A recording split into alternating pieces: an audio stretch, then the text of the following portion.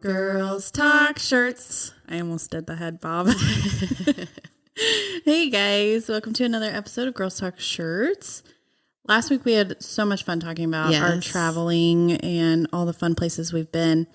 But this week I think we want to get a little bit more into a deeper conversation, a little more raw. Yeah. And it is a topic that is probably a little difficult for some people. So this is just that kind of disclaimer we're going to start with. In this episode, we will be talking about miscarriages and pregnancy loss. So if that is something that you are not up for hearing about, we totally get it. And we will catch you in our next episode. Yeah. But feel free to skip past this one. Give our other 5 episodes a listen if you haven't already. Yeah. So like I mentioned, we're going to be talking about miscarriages, which is a deeply personal and often heartbreaking experience that sadly a lot of people, we were doing research about this, a lot of people face miscarriages and pregnancy loss. Mm-hmm. And I want to bring up one of those statistics that we did find from the National Library of Medicine, where it said that it is an estimated 23 million miscarriages occur every year worldwide. That's crazy. That's so crazy to me. So we are going to be talking a little bit about that. And we just want to kind of break the silence on this topic that does not get light shed on it very much for different reasons. Myself, this is Savannah, have not experienced this awful feeling of miscarriage or pregnancy loss. But my bestie over here, Emily, unfortunately has gone through this. So we're going to hear her experience through it and kind of just walk through different feelings that come from it, as well as, you know, being somebody on the outside who's kind of just been supportive through it. Yeah, so I'll hand it over to Emily over there. All right. Thank you, Savannah. Hi, guys. Emily here. So, yes, I have had to, unfortunately, experience having a miscarriage, and it really sucked. I know for some of you, that's a bad word, and I'm sorry. I'll see if I can learn how to bleep that out maybe. But, yes, so right after having our oldest son, Atticus, I immediately wanted more and more and more. He was the best baby. And yes, my pregnancy was terrible, but I would go through that a million more times if it meant that I could have a million more of him, because he was just so perfect and I loved him so much. And I just wanted to go ahead and start trying for another baby. And so that's what we did. And it did not happen very quickly, which, going into it knowing that it took us a little over a year to get pregnant with Atticus, I was like, okay, that's probably about maybe how long it might take us to get pregnant again. And so after roughly a year of trying, after having Atticus with no success again, I went back to my doctor and she decided to start me on some medication called Clomid to aid in potentially helping me get pregnant again. It was just a pill that I took for about 5 days during my cycle that is supposed to help you overproduce follicles, which then turn into eggs for you to release during ovulation to help you get pregnant. A lot of times women can end up with multiple babies while being on medication like this because of the overproduction of follicles that you have. But that did not happen for me. I was on that for about 3 months. And then there was 1 month when I was not able to take it because I was traveling. And, but I was able to get pregnant off of that 1 month of not being on the medication. And I did not find out about the pregnancy quickly. The only reason why I found out is because I was waiting for my cycle to come back because I was just anxious to get back into taking the medication again. So I went to my doctor and we discussed her giving me a medication to force me into having a period, or that we could just wait until my period came by itself. But she did want to do a pregnancy test at the time just to kind of make sure that that wasn't the case. And I was like, okay, fine, whatever. And so we did it and came back a couple days later that I was pregnant. And I was ecstatic. It had been a year and a half at this point of trying. And we again finally had this positive test. Again, from just going to the doctor and finding out why I wasn't getting pregnant. And unfortunately, at this time, my grandmother passed away as well. And so that was a difficult thing also going on in my family. But I kind of looked at it as kind of like this, like, I was telling Savannah that I looked at it as like, like God gives and God takes away, like he's giving me this new baby, even though now my grandmother has gone home to be with him. And, I even like thought about like maybe trying, like if I had a girl or even a boy, cause her name was Maxine. So I could have also just done Max, but even thought about, like maybe like trying to honor her and, maybe naming the baby after her somehow. But shortly after finding out myself that I was pregnant and then telling our, close, like immediate family that we were pregnant, I started having some spotting. And then the next day had full on blood, which made me call my doctor's office and they had me come in, do some blood work. And from that, they were able to see that my HCG levels, which is the hormone that shows that you are pregnant, had dropped significantly. And they informed me that I was, in fact, going through a miscarriage. And they told me to just go home and to monitor any discharge that I had while going through that to make sure that I did pass the tissue and the sac from the baby. And so that's what I did. And I went home, and after a few hours or so, I did pass the sac, which was really difficult to see that happening in my toilet. Didn't really know how to process it all. And then we, told our families that it passed. And then I just very quickly told myself to get over it. Like I said in, I think our first or second episode talking about just like myself and how I like to carry myself, I am very, very independent. And I just wanted to deal with it by myself. I didn't want to drag anybody else into it. It wasn't anybody else's problem or issue. Nobody else could do anything for me. It's not like they could take the pain away that I was having. Right. And it was painful. You do have like period cramp type things. But it's not period cramps. It's your body forcing this dead life out of you. And yeah, it takes some time for your body to fully get those hormones out. To realize it's not pregnant anymore. And so that happened October 1st. And I did not start feeling better. Like, I didn't get a cycle again until the end of December.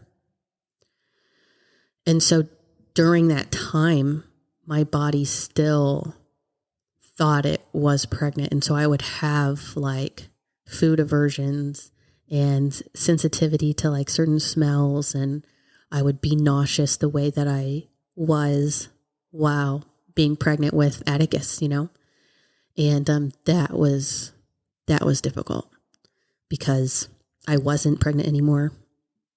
And my body just didn't realize it just yet. And so that was hard, but I just kind of shoved that all down, didn't tell anybody really, not even really Anthony too much about how I was feeling. I wrote a lot about it in a prayer journal. But I didn't, during that time, my relationship with God really shifted. I stopped reading my Bible, and I blamed him. I was mad at him. Dag nabbit, Savannah. I cried before thinking that would be enough. You got it all out. And yeah, But no, I was telling you earlier, like talking about these kind of things, it puts you back in that moment, and it brings back the emotions that you were feeling then. So yeah, I blamed God, and I really wish that I was able to bring that prayer journal that I had at that time to just kind of go back and look at what I was feeling and what I was saying to him, because I was not nice to him. I took a lot of things out on him, and it was really, really difficult. And I went into another depression, similar to how I was after high school, but different, because I still knew that, like, I did have Atticus. I still needed to be there for him. I needed to be strong for him. I couldn't just stop everything to feel this and to let myself grieve it. I just thought, like, I need to just pick myself up and get right back into, like, our daily routine of life. Mm-hmm. And so yeah, but I think I probably would have been a little bit better if I did let myself truly grieve and truly let my body heal from it. But I didn't. I just kind of shoved it under a rug and left it. Well, I think also just society in general looks at miscarriages in different ways, but there's some that look at it as if you shouldn't grieve it, as if it was actually a baby that was born and then you lost. Yeah. And I think there's that stigma towards it. And that's kind of what I know why we wanted to talk about this. 'Cause, either way, that loss, it still is a loss, and it hurts just as much. And it's one of those things where if you don't grieve, it's going to be bottled up and bottled up and bottled up. And, I think that's how you kind of went about it. You just bottled it up. And yeah. I didn't know anybody else that had experienced that. So I didn't have anybody to talk to, like, about it, like about what I should do or anything. So I didn't talk to anybody about it, Yeah. So I cried a lot that very first day.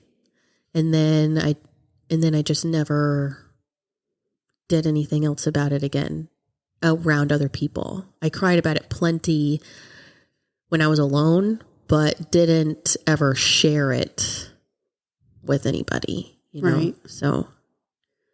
So we know that you kind of kept it to yourself, the whole situation, the whole feelings about it. When did you get to a point where you felt like you could talk about it with people? That's a good question. I don't know. I think because I didn't tell anybody. Like we were discussing, like I didn't tell you until I was pregnant with Eloise already. So it had been at that point, like a year and a half after it. Mm-hmm. So probably around then, like about a year and a half after it happened, and I had gotten kind of back on track with my relationship with the Lord and with getting back into His Word. And I was then able to kind of let it go. And yeah, so I think then is when I felt comfortable kind of opening up about it a little bit more. I wouldn't just like randomly say it to somebody, Yeah. you know, but if the topic arose, then I felt like I could say something. Right. But other than that, like I wasn't just talking about it willy-nilly, you know? Mm-hmm. Yeah. I know from my perspective, I know we talked about this earlier, and Emily and I had mentioned this in previous episodes, that we did get pregnant with our girls about the same time. And I actually knew I was pregnant before Emily told me that she was pregnant. And I remember before I found out she was pregnant, I was terrified to tell her that I was pregnant because, as we have mentioned, Aaron and I obviously did not plan to get pregnant with Gracelyn. But I remember feeling almost a sense of guilt that, you know, we did this, I don't want to say carelessly, but carelessly, and was given a baby, and somebody who had been trying for so long and who deserved it for so many reasons wasn't getting it. And then I have to be the one that says, oh, I'm pregnant, and I have to make her feel all of these emotions of, because, you know, it's kind of the same way that I felt when we were talking about like relationships. So people were getting engaged and married, and I became single, and you're so happy for them. But then at the same time, like, it's like, ugh, Yeah. like, why can't this happen for me? And I just remember the sense of just being so scared of losing our friendship because of that, because of me being careless and be given something that you wanted so deeply. And then when finding out you were pregnant, it was this just sense of like, I thanked God so hard, because I was just like, yes, like, not only is this exciting, we get to go through this together, but the fact that you are finally getting this blessing that you deserve so badly, and it doesn't take away the hardship of the miscarriage, but, you know, to be able to, for you to be excited, and it kind of, it lessened the guilt that I felt, I guess I should say. And, but just knowing that somebody has gone through, because I think even at that point, I didn't know you had gone through the miscarriage. I just know that y'all had gone through, you know, so long it took to get pregnant with Atticus, and then you were going through all of this to get pregnant with Eloise. And so I didn't even know that a miscarriage had happened. I just knew that the fertility aspect of it, and, you know, being that support person on the outside, you just want them to have what they're wanting so badly. And I think just being there and being encouraging to somebody who's going through those down times it means so much. And I think being that support person, you just need to be there. And I think that can be the biggest thing for somebody. Yeah, no, definitely. And looking back, I think maybe it definitely would have helped to, I'm not the type of person, like, I don't feel like I need to tell everybody. Like, I'm not going to go and post on like my Facebook or my Instagram, like, definitely not something as heavy as a miscarriage, but even like something like little, you know, like I'm just not that open of a book, you know. I'm like a quick little flyer or brochure, you know, you get just a little bit of information and that's it, you know, like a threefold pamphlet, you know, it's mainly pictures, very little words and that's it, you know. So I wouldn't have posted about it. And I have seen other people post about it, which is fine. Like, if that's how you need to cope, by posting it and knowing, or at least thinking, that maybe everybody is, you know, praying for you, like to get through that grief, then fine. Like do whatever you need to do to cope. But that just wasn't me. But yeah, definitely looking back, I think it would have helped to tell a friend like you or Danielle or Megan, you know, like just to have somebody that would then kind of check in on me. Not that like Anthony or like family wasn't checking in on me, but it is different from like familial and then just like friends, you know.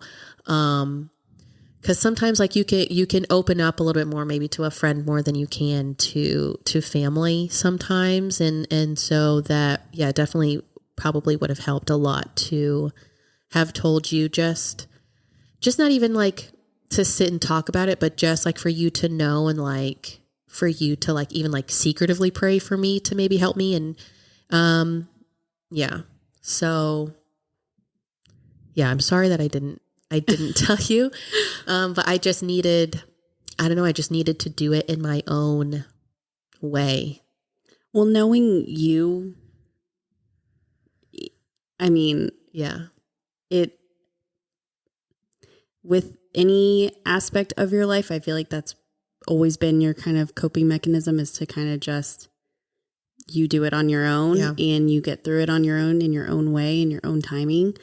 And I mean, I love you either way. So, but I mean, during that time, I was constantly praying for you guys just for the fact of, you know, just trying to have a baby. And so, I mean, the Lord knew that, you know, maybe I wasn't praying for that specifically, but you were getting prayed for regardless. Yeah. Well, thank you. So with all of that, can you look back on it now and, you know, what would you say to somebody who is currently going through a miscarriage or pregnancy loss of any kind? You know, what's your advice to them? I would definitely say, rest, give your body the time to fully, recover. 'Cause it can take a few days for it to fully be done passing. And, so give your body time to heal from that. Especially I was only 4 or 5 weeks along when it happened. But some people can be, you know, farther along. You know, from our research that we did, they consider a miscarriage anything that's less than 20 weeks. And, you know, if you're on week 19, that's a baby. You know, it doesn't look like a little alien anymore. It looks like a baby. And I can't even fathom losing a baby that far along into your pregnancy. Like you know, you can know gender at that point. You know, you can be coming up with names at that point. And I just can't even wrap my mind around being that far along and losing a child. So definitely, no matter how far along you are, give your body time to rest and recover, and get out any tears that you have. Don't try to hold it in like I did. Just let it out and talk it out. I have learned over the years how great it is to talk things out. You don't have to do it on a podcast the way that we are, but find somebody that you trust, whether it's a friend or family, or if you want to go the therapy route, you can do that. I think therapy is also fantastic, and just talk it out with whoever, and let them know exactly what you are feeling, and so they can know exactly how to pray for you. I think prayer is also very powerful. And so ask for people to pray for you, but then also pray yourself, and just ask God to help you get through it. And, which is not the route that I went. I didn't ask for help or guidance through it. I was just mad.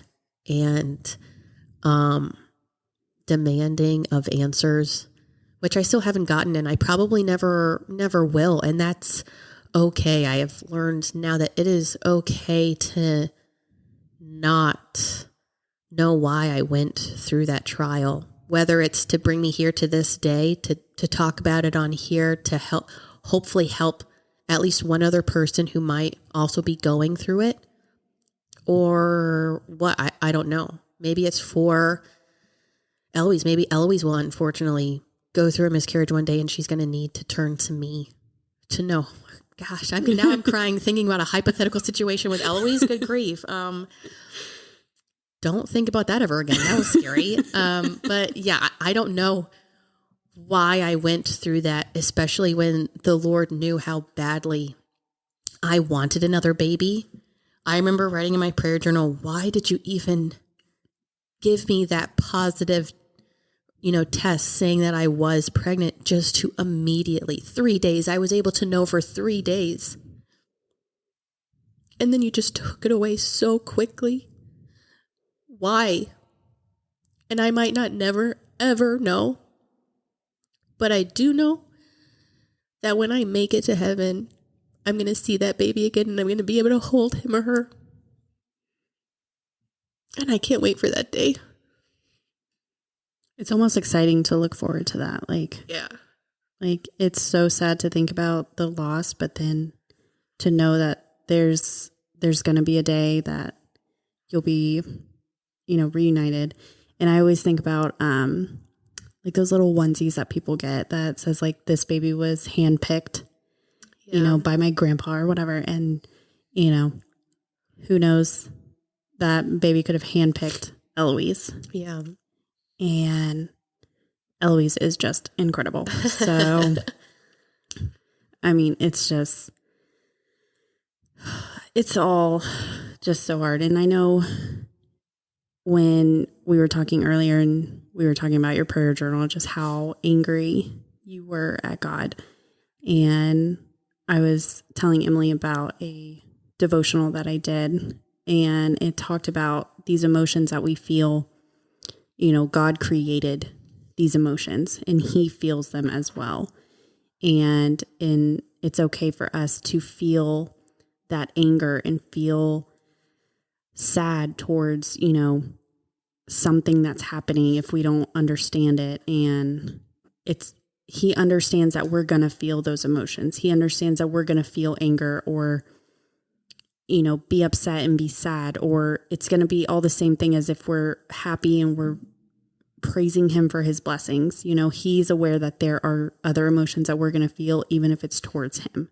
Yeah. And it's okay to feel them, but that's part of grief. There's actually, I learned it in nursing school, there's a whole thing of grief. There's all these different stages, which we won't go into them now, but, part of them is, anger, and it's part of it, and it's okay to feel that. And you have to go through it to get to the other side. Yeah.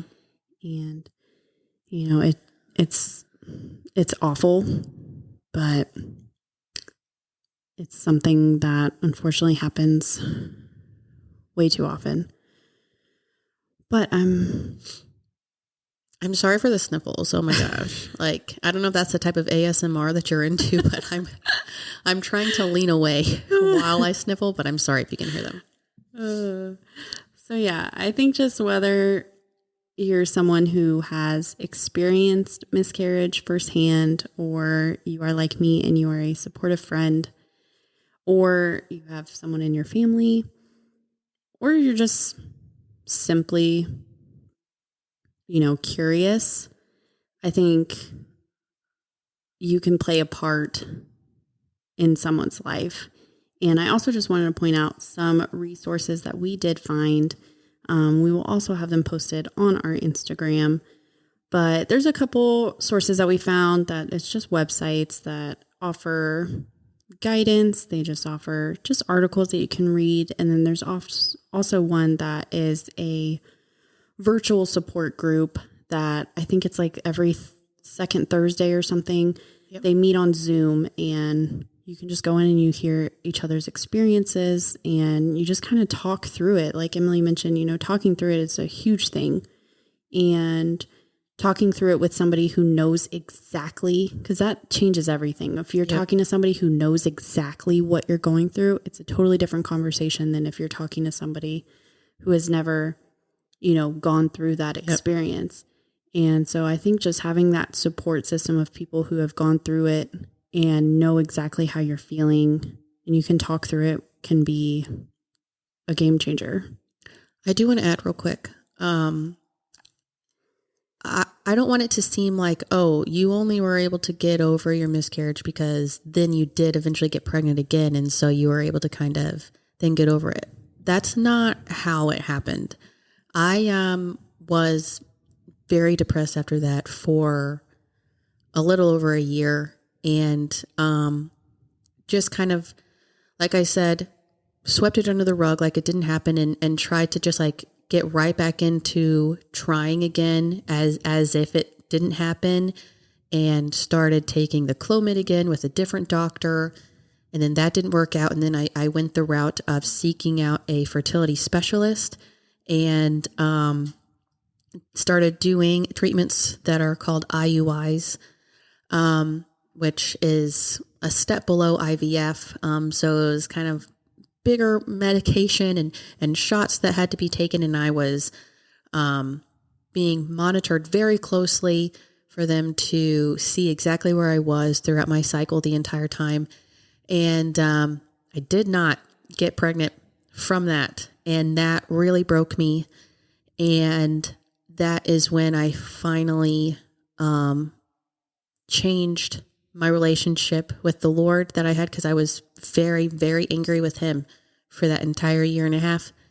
And I broke and I turned to him, my creator, and fixing that relationship with him, getting back into reading the word is what helped me. That is how I finally let go of the pain. And then through God, and also some intimacy with my husband, I was able to then thankfully get pregnant again naturally. And that is our rainbow baby, Eloise. So I wasn't just magically able to get over the miscarriage because I was then immediately able to get pregnant again. It was another year and a half. And it wasn't until I truly turned over my grief to the Lord that I was able to really kind of let it go. And yes, it still hurts. That's why I'm crying. But I was able to finally let go of it. And then only then was I able to get pregnant again. Mm-hmm. So I don't say that to be like, oh, God wasn't letting you get pregnant because you were mad at it. I don't believe that at all. I just want you to know that it wasn't because I then got pregnant again that I was able to get over it. It was because I finally gave it over to the Lord. And that is how I was truly able to get over it. So if you have experienced a miscarriage and you're still trying to finally have that positive test and to finally have that baby in your arms, I get it. I truly, truly get it. But please, I'm urging you to take the time to seek the Lord and to turn to him, and only he can truly, truly help you let go of that weight and to remove that weight from your shoulders, because we are not meant to hold on to that. He is there to hold on to that for us. So yeah, I just wanted to plug that in there. So as we come to the end of this episode, I know I want to thank Emily for sharing her experience, because like I said, it's not something I've gone through, and it takes a lot to put yourself back in that time and feeling those emotions again. And so I know our listeners will appreciate it as well. Thank you. But I hope that this provided comfort of some sort to at least one of our listeners, because I'm sure at least one of you have also gone through this. And I hope Emily opening up about it kind of provided that comfort, but also understanding that there are people in the world who are walking on a similar path as you.